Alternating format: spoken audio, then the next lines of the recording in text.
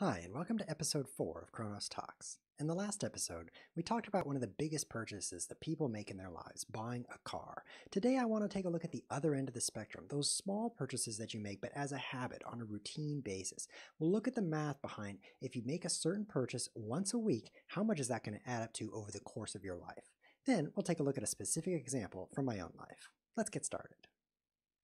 All right, let's look at how much a weekly expense will cost over the course of a lifetime. Let's call the amount you're spending per week N. The first thing we'll do to make it easy to work with is convert that to an amount you're spending per day. To do that, we'll divide by 1/7 because there's 7 days in a week. Now we'll multiply by the number of days in a year, which you would think is 365, but it's not because every 4 years we have a leap year, so that's another quarter of a day. And there's actually leap seconds where we add an extra second, and every 100 years we mess with the leap year, but we'll forget about that. Let's just round to the nearest quarter of a day. Now we need to multiply by the number of years in your lifetime. Well, we don't know exactly how much that is. Fortunately, the US government is here to help. I have here something called the period life table or actuary tables. This is, you can look at your gender and your current age and see how long you're expected to live. So let's assume that I am at the beginning of my habit forming years, because this is when you really set up your weekly expenses. That would be age 21 when you're just becoming an adult. So let's scroll down here, age 21. And the number of years I have left to live is going to be in this column 56.2.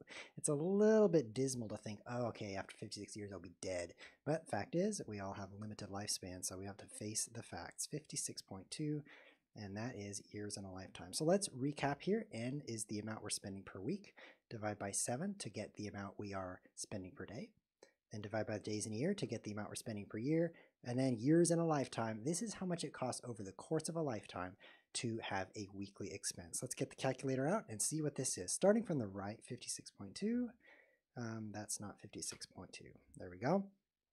Multiply that by the number of days in a year, 365.25. And then, I missed my decimal point again, 0.25. And then let's divide by 7. That's the way you'd multiply by 1/7. The answer is 2,932. Let's put this back in black.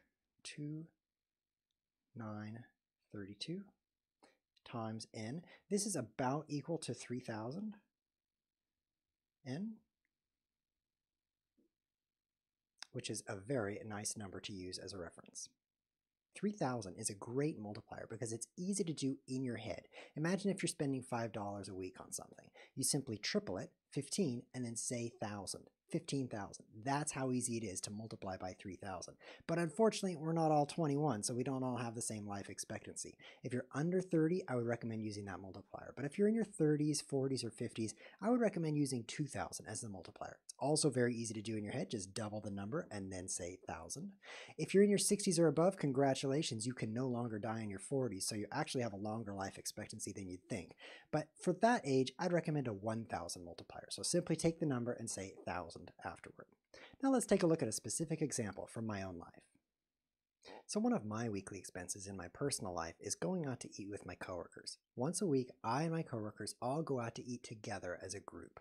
This is a good thing. It helps me to build a personal relationship at my workplace, but I do want to know exactly what it's costing me over the course of my life. So let's find out. On average, when I go out to eat, it's costing me about $12 on an average day.